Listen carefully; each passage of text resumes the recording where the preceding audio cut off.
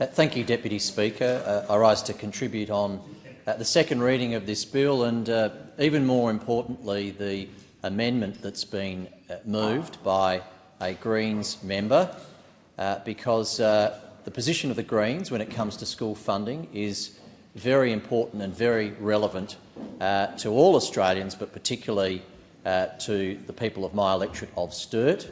I have 56% of enrolment in secondary education in my electorate of Sturt is with the non-government school sector, and that's more than half the families in my electorate of Sturt send their children in secondary school to a non-government school.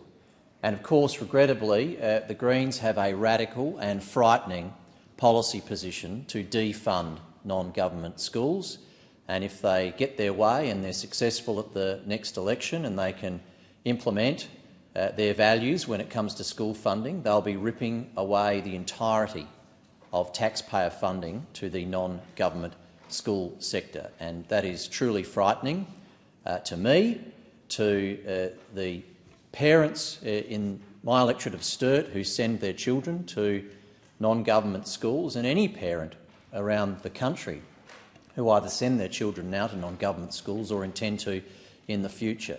This will be the most radical defunding of education in the history of the Commonwealth of Australia, and that is the proposition that the Greens seek to implement if they succeed in having some kind of powerful position post the next election. Why? Well, the Greens, of course, are a communist party, and at every opportunity they want government to do absolutely everything, and so they hate the non-government school sector because that is not the government providing an option for parents to educate their children. And it's even worse when it comes to the non-government school sector, Mr Deputy Speaker, because of course almost the entirety of non-government schools are run by the faith-based sector. And when it comes to the Greens, something they hate beyond just not government doing something is the faith-based sector providing services to our community like education. My position couldn't be more the reverse than the Greens when it comes to that, whether it's education, whether it's aged care, whether it's so many programs that the faith sector provide in our community. We are lucky and we are grateful to them for what they do. And the hatred that the Greens have for the faith community and the faith sector, we will bitterly resist and oppose at every opportunity. But their position on defunding non-government schools is probably the one that would have the most frightening impact, particularly to my constituents. And that's why I take the opportunity in this debate on school funding to make it very clear there is an election coming up in less than 6 months. And I think, regrettably, the Greens have had these crazy policy positions for a long, long time, and not enough attention has been put on the positions that they hold.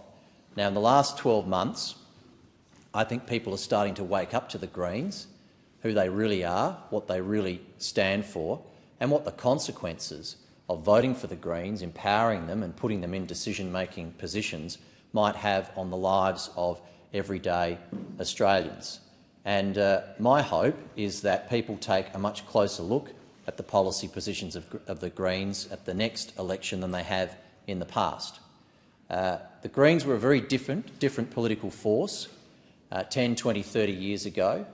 They were very much an environmental movement that became a political party. And in the era of Bob Brown, certainly they were focused on environmental issues and things that I have a great deal of support towards, around much better custody of our environment, addressing important issues like climate change and other environmental risk. But what has clearly happened in the last 10 years or so is that the Greens' environmental political movement has been hijacked by the old socialists and communists, whose brand was completely trashed through the decades of the post-Second World War era up to the fall of the Berlin Wall, and of course were thoroughly, comprehensively rejected as a political option by the Australian voters consistently through that time.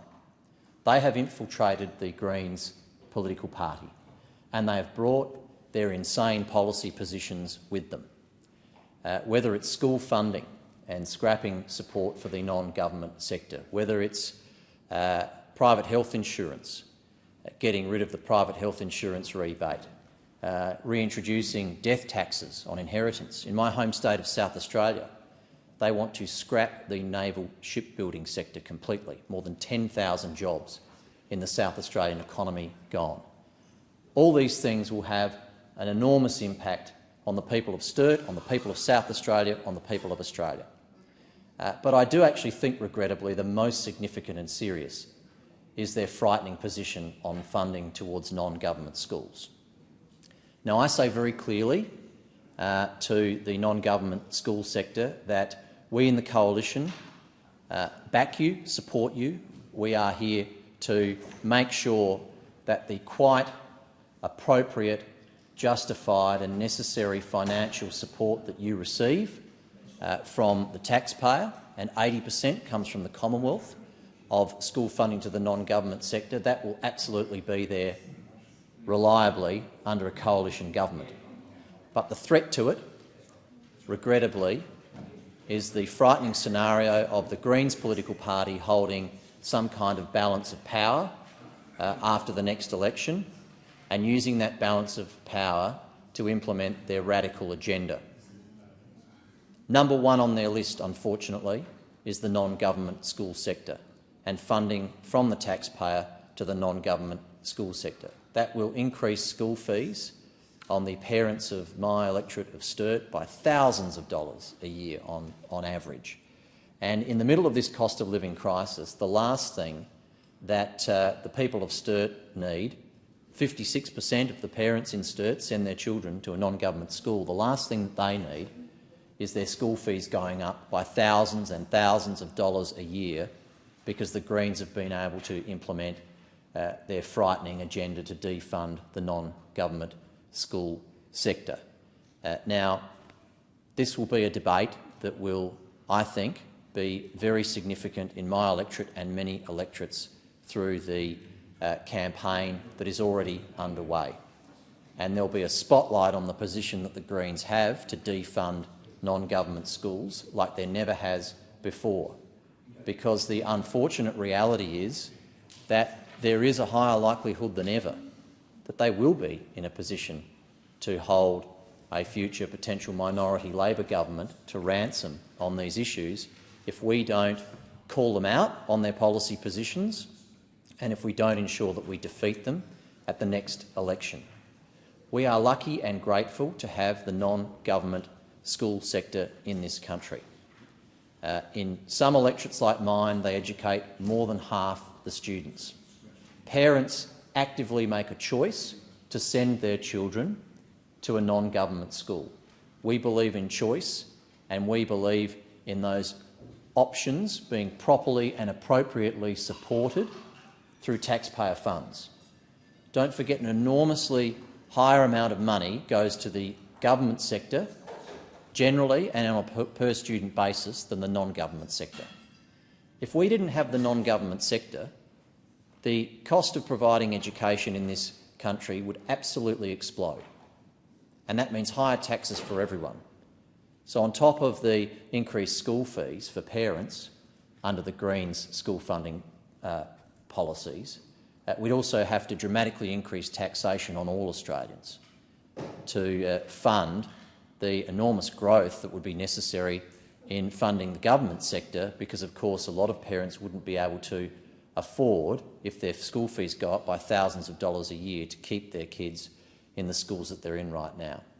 I condemn the Greens for this dangerous policy, but I give them a commitment that I will join with them in making sure everyone knows where they stand when it comes to funding the non-government sector, or in their case, defunding it.